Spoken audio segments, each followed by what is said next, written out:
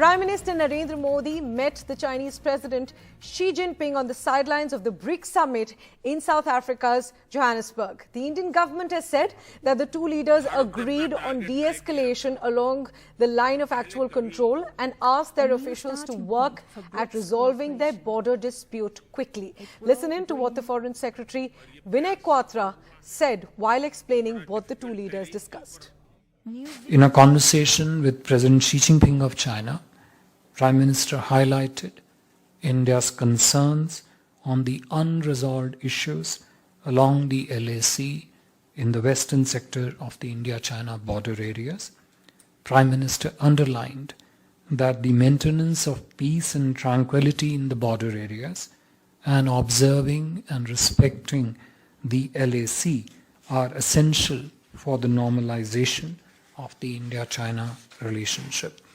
In this regard, the two leaders agreed to direct their relevant officials to intensify efforts at expeditious disengagement and de-escalation.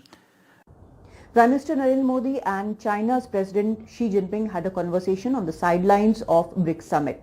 Now, this was not a structured bilateral dialogue as was being expected, but a conversation which happened while PM Modi was also interacting with other leaders, BRICS leaders present there. So this conversation has happened. PM has expressed his concerns about the situation at LAC, and it has been conveyed what India expects. And as Foreign Secretary said, that both the leaders have agreed that there should be expeditious disengagement and de-escalation, and the officials will be directed about it.